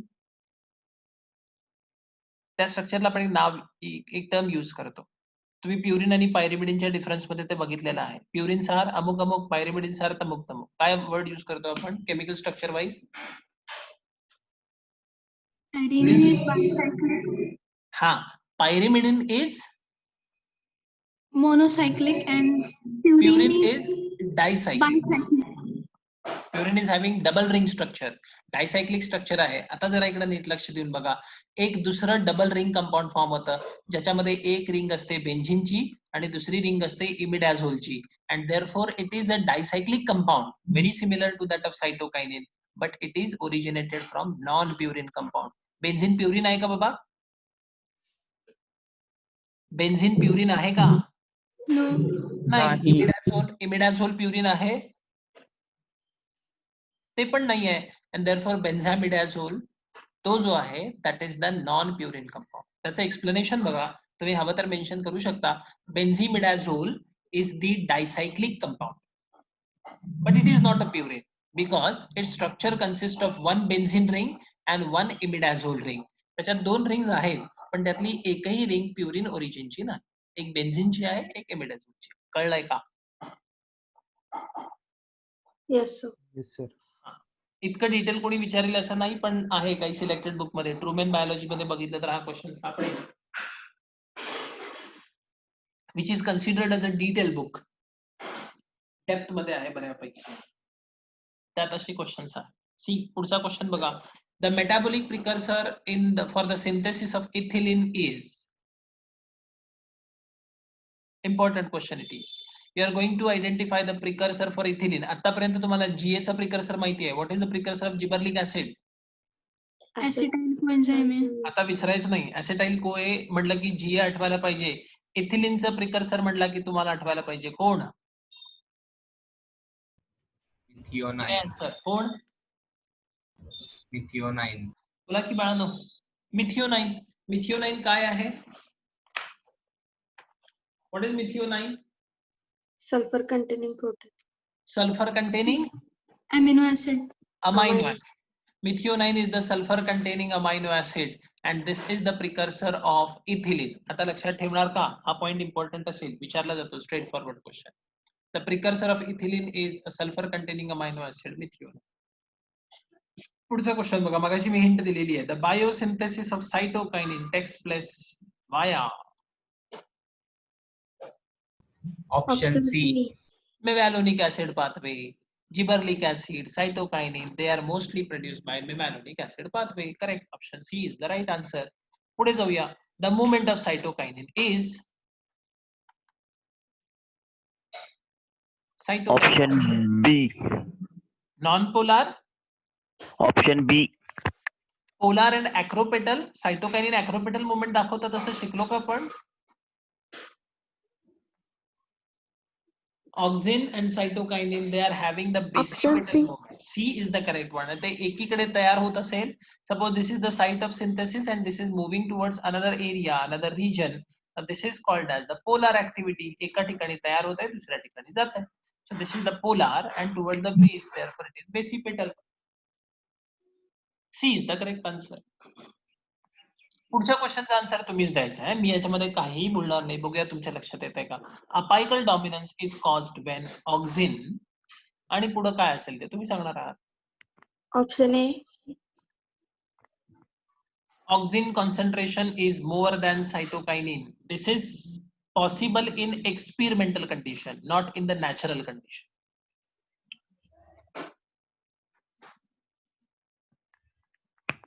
Plant मध्ये कन्सिडर करायचं. Option D. B is the correct one. When auxin and cytokinin concentration is fluctuating. Fluctuating कमी जास्त. So concentration is more than cytokinin. It is not possible in natural system. Experiment मध्ये तुम्ही ते apply करू शकता. And apical dominance is seen in intact plant, not in the callus, not in the explant, not in the tissue. So इथे तुम्ही म्हणाल की it is the it is related with the fluctuating nature concentrations of the auxins and cytokines. So D is the correct one. पुढचा question बघा. Major precursor of ethylene formation. या क्वेश्चनचं ते दुसरं फॉर्मॅट आहे असं म्हणू शकता तुम्ही. इथे जो झाला क्वेश्चन आणि आन्सर तुम्हाला आरामात देता यायला पाहिजे. Answer is methionine. ठीक आहे, व्हेरी गुड. चला पुढचा क्वेश्चन बघू. The phenomenon of climacteric. Very very very important question it is. Climacteric in a ripening fruit refers to. चला सांगणार का? हे डिटेल मध्ये घेतलंय तुम्हाला इथिलीन शिकवत असताना. सगळ्यात पहिल्यांदा तुम्ही मला हे सांगणार आहे the term climacteric is related with. ती कशासाठी वापरली जाते? Ending Rate of of life cycle. Is generally related with Respiration. climax. Climax, that is the end of the story. आता इथे स्टोरीचा एंड जो आहे तो कुठली स्टोरी? ती सिनेमातली स्टोरी नव्हे. Climax of cinema is not the answer. इथे आपण जे बघतोय that is the climax of a fruit. आणि तिथे मग फ्रूट काय होतं आपण म्हणतो the fruit is ripening. So it is related with the fruit. And at the time of ripening of fruit, there is dramatic change. एक distinct word मी use केला होता त्याचा, dramatic. that change is dramatic. It is not the normal. हा वाढला आणि मग तो वाढतच गेला किंवा कमी झाला आणि कमी होत गेला असं असेल तर आपण त्याला म्हणतो की the normal course it is. But the change is very dramatic. Here, initially it is increased very rapidly and at the end of maturing or ripening, it falls. So fall and rise. Initially it is showing the low activity, but at the time of ripening of the fruit, its rate is drastically increased. तो वाढतो. So dramatic increase हा word आपण म्हटलं. So initially fall and then sudden rise in the rate of respiration. That is related with the climacteric. हा part आपण discuss केला. Yes or no? झालंय की Yes. नाही theory मध्ये? झालेलं आहे. हो. बरोबर आहे. And so the phenomenon of climacteric is related with a ripening of the fruit, and that is fall and rise, drastic rise in the rate of respiration. ठीक आहे. पुढचा क्वेश्चन बघा. The lateral buds are induced to grow when the concentration of cytokinin is more than oxygen. More than oxygen. Fluctuating म्हणलंय का ते तुमच्या लक्षात येईल बघा. एक खूपच कमी एक खूपच जास्त आपण असं नाही म्हणा. Fluctuating cytokinin should be slightly more than that of auxin. This condition is responsible for sprouting of the lateral bud. समजा ऑक्सिन ज्यादा असेल तर lateral bud sprout होतील? नाही. No. होणार नाहीत. चांगली गोष्ट आहे. चला पुढचा बघा question. The basipetal and lateral transport of auxin is inhibited by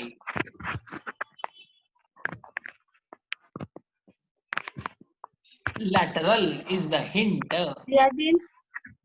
Zeatin. Zeatin is cytokinin. Basipetal and lateral transport of auxin. What is the role of auxin? Auxin is involved in growth promoting activity, and when it is inhibited, it will affect the growth or is responsible for senescence, and therefore lateral and basipetal transport of the auxin is inhibited by ethylene. आणि जेव्हा ते inhibit करेल at that time it is responsible for senescence. Next question is very important. पटकन answer देणार आहात तुम्ही. हा question नीटला येऊन गेलाय. Highly important it is. See, stomata closure is response to leaf stress. इथे तुम्हाला हिंट आहे. A B A ABA. Abscisic acid, because it is the stress hormone. त्याची एक छान डायग्राम आपण थिअरीला दाखवलेली होती, माहिती आहे तुम्हाला.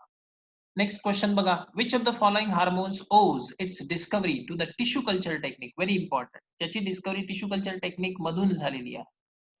C. Cytokinin. Cytokinin. सायटोकायनिन. आणि इनिशियली सायटोकायनिनचा सोर्स म्हणून काय वापरलं होतं सांगणार मला? Coconut. Coconut milk extract. Yes, very good. Coconut milk is use, आणि म्हणून आपण असं म्हणतो की coconut milk factor is nothing but काय आहे तो? सायटोकायनिन आहे. I think there is a question, तसं कुठेतरी असावा, पुढे कुठेतरी क्वेश्चन बँक मध्ये दिलेला असेल. हाय बघा इथे 148. लगेच साइड बाय साइड बघून टाकू आपण. The coconut milk factor is, what is that? Cytokinin. Cytokinin. Tissue कल्चरशी रिलेटेड त्याची डिस्कवरी. छान, चांगली गोष्ट. चला पुढचा बघा क्वेश्चन. दिस क्वेश्चन इतका काही सिरियसली नाही घेतला तरी चालेल. ॲलन अकॅडमीच्या बुक मध्ये दिलेला क्वेश्चन आहे. Distribution of growth in a root. Root मध्ये ग्रोथ कशा पद्धतीने होते? By marking it with India ink. This is a particular dye. बरं काय, डायचं नाव. The dye is injected in the growing root. आणि मग जसं ग्रोथ होईल, इलॉंगेशन होईल, तसं it is distributed in the equal intervals. ते पुढे पुढे शिफ्ट होतात आणि त्या डायच्या रिंग्स दिसतात. फॉर एक्झाम्पल, सपोज हा रूट आहे, ग्रोईंग रूट आहे, आणि इथे इंडिया इंक इंजेक्ट केलेला आहे. ग्रोईंग पॉईंट जवळ इंडिया इंक इंजेक्ट केला. With respect to growth it will show the rings of the ink the dye periodically. मग असं ग्रोईंग रूट मध्ये तुम्हाला त्या दिसतात. What it indicates? It indicates the periodic elongation of the root. असा साधा सरळ एक्सपेरिमेंट आहे. The question is, this type of experiment was first time demonstrated by. कोणी वाचलंय का बुक मध्ये? Strasburger. Yes, Strasburger is the correct answer. He was first time used the India ink to observe the growth in the roots. लक्षात ठेवा फक्त, बाकी काही फार डिटेल मध्ये जायची गरज नाही. See the next, the differentiation. Very very important question it is. What is differentiation? सांगणार कोणी मला? डेफिनेशन पाहिजे मला. Anybody? Differentiation. Cell cycle. Mature. It is related with the maturation. मला एक्झॅक्ट डेफिनेशन पाहिजे. तुम्ही सेल सायकल मधली एक फेज सांगितली, तुम्ही मॅच्युरेशन पर्यंत आलात, but that is not the from Their ability. Newly divided cell matures. Losing the Cell ability loses the of cell ability division. of division. Okay, आता मी जर असं एक सांगतो, जरा नीट लक्ष देऊ नाही का. Differentiation is a process by which meristematic cells are converted into permanent cell. इथे डिव्हिजन, सेल सायकल मधली G0 फेज सगळं इन्क्लूड झालं. मेरिस्टेमॅटिक cells are converted into permanent cell, and this conversion is related to the, or you can say with respect to the physiological function they have to perform, and therefore differentiation in the plants is mostly the physiological differences. For example, जरा नीट लक्ष देऊ नाही का, याच मेरिस्टेमॅटिक tissue जर स्क्लेरेनकायमा मध्ये convert होत असतील तर त्यांचा फिजिओलॉजिकल फंक्शन काय असेल? Support. Support. If they are converted into, or if they are differentiating into xylem, then their function will be Conduction. conduction of water. आणि म्हणून त्या डेफिनेशन मध्ये एक वर्ड येतो बाळांनो, तो तुम्हाला माहिती पाहिजे. You must know the definition of differentiation. It is changing the type of tissue from meristematic to permanent according to their physiological function, and therefore which continues through all phases of growth is mostly called as which type of differentiation? Physiological. No doubt it is the structural differentiation. हे पण आहे, but it is mainly related with which function? Their physiological functions. And therefore, this type of differentiation is called as physiological differentiation. Understood? कळलंय का? हाँ. Yes. See the next question. The receptor in plant that detect photoperiod is very important question. It is.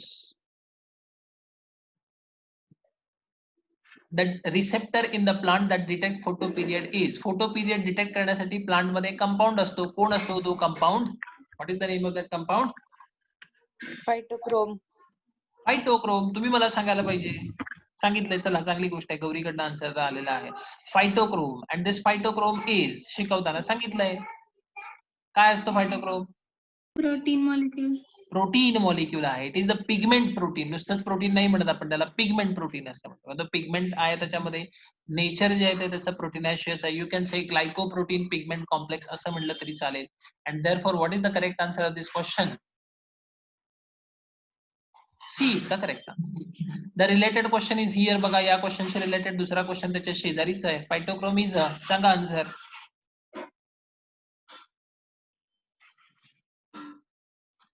सांगणार ना answer? Option C. Simple. Glycoprotein pigment complex. याच्यात दोन word important आहेत. त्यात protein आलं पाहिजे, पिगमेंट आलं पाहिजे. जर हे दोन्ही पैकी एक जरी नसेल तर that is not the correct answer. So phytochrome is a glycoprotein pigment complex. कळलंय का? Sir, why not lipoprotein? Why not? Why not lipoprotein complex? Lipoprotein असं म्हटलं तर ए वाला ऑप्शन म्हणतेस का तू? हाँ sir. हाँ, because in formation of phytochrome the major components are carbohydrates and proteins and not the lipids and proteins. हाँ sir. And therefore its composition is glycoprotein pigment complex C. Okay, question number 117 बघा. A biological clock. कालच आपण म्हटलंय, another term for biological clock is Circadian cycle. circadian rhythm, circadian cycle. A biological clock measures the length of each night by, तुम्हाला असं म्हणलंय की it is measuring the length of each night by dark period, light period जे major होतं ते कुठल्या basis वरती major होतं? Please read carefully and try to answer. बघूया कोण आन्सर देतं.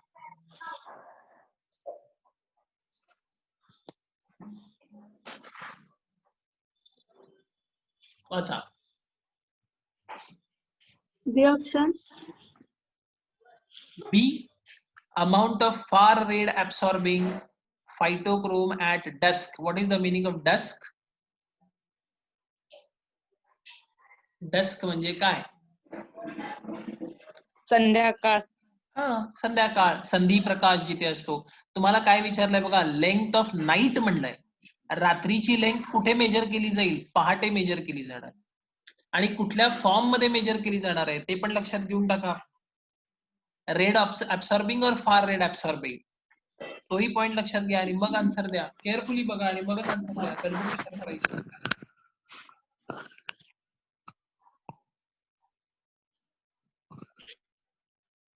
Option A. Yes, option A. Relative amount, दोन्ही अमाऊंट तुम्हाला बघावे लागतील. रिलेटिव्ह अमाऊंट असं म्हटलं आपण, which is red absorbing as well as far red absorbing. But तुम्हाला नाईटची लेंथ सांगितली आहे, त्यामुळे त्याच्यामध्ये काय येत आहे? डॉन. डॉन. मैं हूं डॉन वाला डॉन नाही आहे तो पहाटे वाला डॉन, हे लक्षात. See the next question.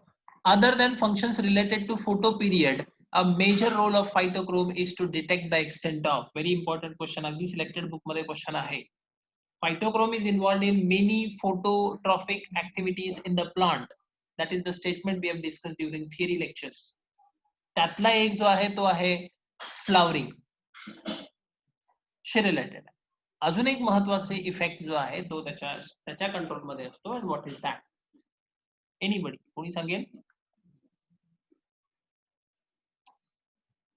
मी सांग. चला. It is related with the leaf shedding. Point महत्वाचा आहे, जरा नीट समजून घ्यायचं. कुठे डाऊट वाटला तर अगदी बिंदास्त विचारा. It is related with the leaf shedding. How it is related with the leaf shedding? I am going to give you the information. बघा इकडे तुमच्या समोर इन्फॉर्मेशन आहे, दिसते का? आहे ना information? See, phytochrome is playing important role in leaf shading also. Why this is so and how? इथे दोन कंडिशन सांगितल्यात. When PR is to PFR ratio is greater than 1, क्या तो greater than 1 असेल, at that time leaf shading होतंय की नाही होतंय? सांगा. Not occur. नाही. Not occur. And when this ratio is less than 1, हा रेशो जर लेस दॅन 1 येत असेल, सिंथेसिस मध्ये डिस्टर्बन्स आहे, लेस दॅन 1 येत असेल, at that time leaf shading will take place. तर ही थोडी ऍडिशनल इन्फॉर्मेशन आहे. अरिहंतच्या बुक मध्ये आहे. देन ट्रुमॅन बायोलॉजीच्या बुक मध्ये दिलेला क्वेश्चन आहे, तो इम्पॉर्टंट आहे असं आपण म्हणू. Phytochrome is also involved in leaf shedding. Ratio बद्दल कोणी डिटेल मध्ये विचारेल असं काही नाहीये, अगदीच असं कोणी विचारेल असं. But you should keep in your mind, when PR is to PFR, that ratio is greater than 1. At that time, leaf shading will not occur, and if it is less than 1, at that time the shading will occur. He information नंतर तुम्ही notebook मध्ये mention केली, video बघताना, observe करताना तरी चालेल. See the next question. Phytochrome becomes active in. Easy question. Option C. Simple. Red, far red light. यातला कुठला लाईट काहीच कामाचा नाहीये फायटोक्रोम साठी? Green light. Green light. Green light is not at all related with the. मग तसा एखादा question I think इथे दिलाय बघा. The region of spectrum which does not cause, question number 122, does not cause photoperiodic induction falls in. Green. Green range. तो एक question आपण side by side बघून टाकला, झाला तो विषय संपला. पुढचा क्वेश्चन बघा. हा, this is the thinking level question. बघूया किती जण सांगू शकतात. इन द कॉर्न प्लांट, मक्याच्या झाडामध्ये फ्लावरिंग इज असोसिएटेड विथ.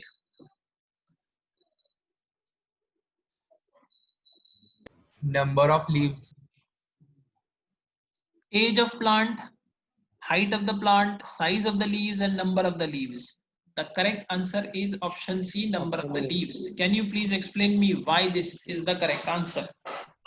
त्याचे जेवढे दाणे असतात त्या मक्याचे तेवढे पानं त्याला फुटतात असं काहीतरी असतं.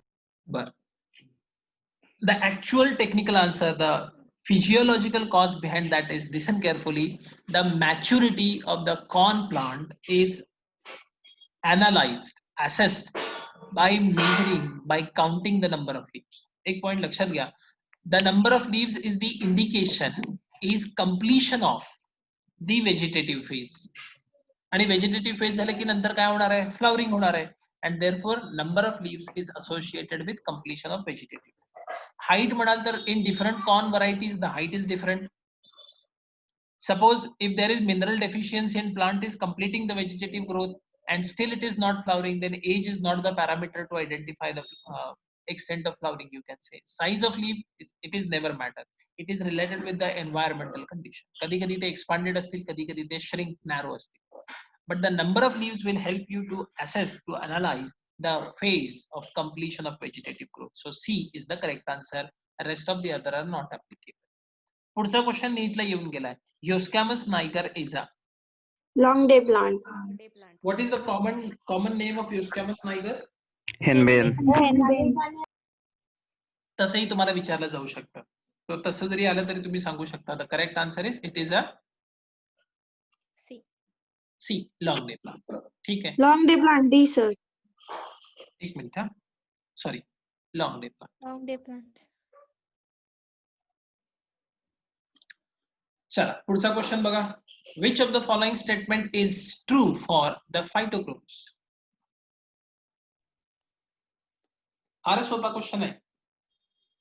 Option number C. इझी आहे, बोला. कुठला? बी ऑप्शन. बी मध्ये म्हणलंय फोटोसिंथेटिक पिगमेंट. फायटोक्रोमचा फोटोसिंथेसिसशी काही संबंध नाही. Option number C. हा बरोबर आहे, बोला बाळा. रुजुता बरोबर आहे आन्सर. आणि कुणीतरी आन्सर दिलं तेही बरोबर आहे. कोण? सानिका. कुठलं? चुकू दे की चुकलं तर कशाला टेन्शन घ्यायचं, सांगून टाकायचं. Option C. ऑप्शन सी आपण इथं डिस्कस करा. आता चुकल्यानंतर सर एकदम स्क्रीन मधून हात बाहेर काढून आपल्याला मारणार आहेत, असं काही आहे का? असं काही समोर असलं तरी मी नाही मारणार. त्यामुळे काय टेन्शन घेऊ नका. जे आन्सर असेल, चूक असेल, बरोबर असेल, सांगून टाकायचं. C is the correct answer. Phytochrome is a pigment that control growth, photomorphogenesis. इथे ओ असायला पाहिजे बरं. Photomorphogenesis and development of many plants. That is the correct. इथे पण असंच काहीतरी दिलं रेग्युलेटरी प्रोटीन, बट इथे एक चूक केलेली आहे. तिथं काय सांगितलंय? Dark dependent. त्यामुळे त्याचाही काही प्रश्न नाही.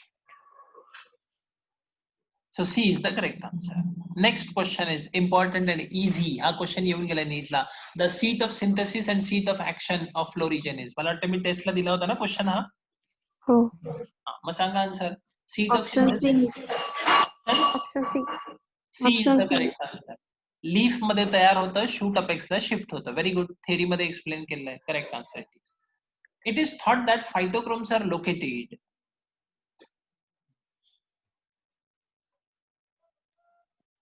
Inside the chloroplast.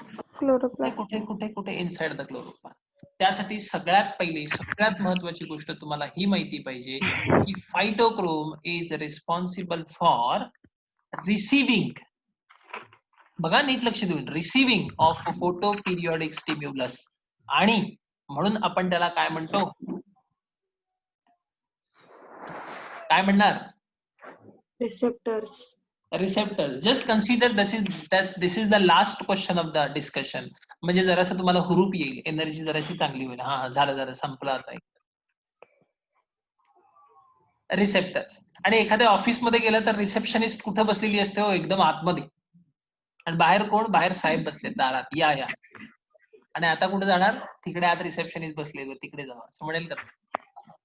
रिसेप्टर कुठे पाहिजेत? Receptor should be there on the surface, near the surface. एवढी हिंट पुरेशी आहे तुम्हाला आन्सर देण्यासाठी. आणि कुठे असणार आहेत ते?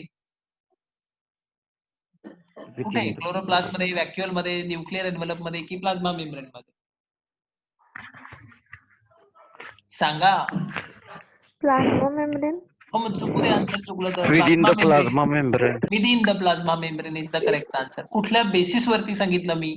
Phytochromes, they are the receptors, and receptor complexes, they are present on the plasma. कळली कन्सेप्ट? अजून एक छोटासा पॉइंट सांगतो. ऑर्गनायझेशन ऑफ सेल ज्यांनी वाचला असेल त्यांच्यासाठी, आणि ज्यांना मगाशी डाऊट होता why not lipoprotein, Y glycoprotein, तर त्यांना आठवत असेल आपण एक वर्ड यूज केला होता, plasma membranes, whether they are symmetrical और asymmetrical.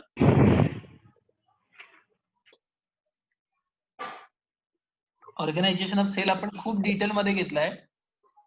Plasma membranes are called as they are symmetrical और असिमेट्रिकल. Asymmetric. चुकू दे की बाळा, ज्यांना माहिती आहे त्यांनी आन्सर द्यायचा प्रयत्न करा. मी इथून पुढे बाळांनो असं न म्हणतात दगडांनो असं म्हणतात. तुमचा जर रिस्पॉन्स नाही आला तर बोला. किती प्रेमाने विचारतोय मी.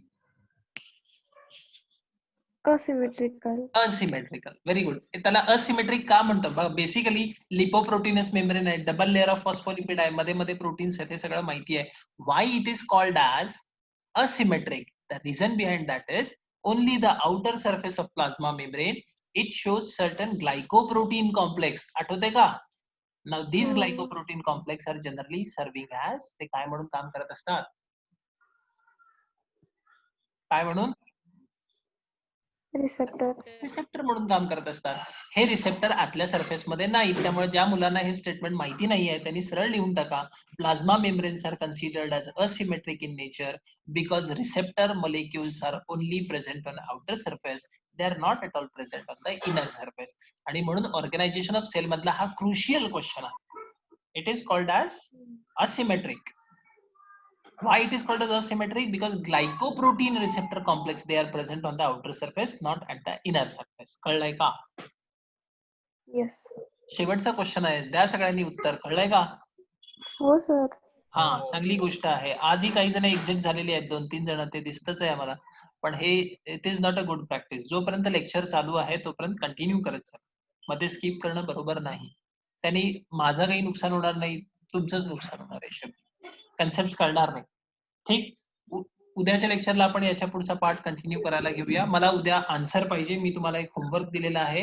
You have to find out the name of tree in which the first girdling experiment, ringing experiment is done.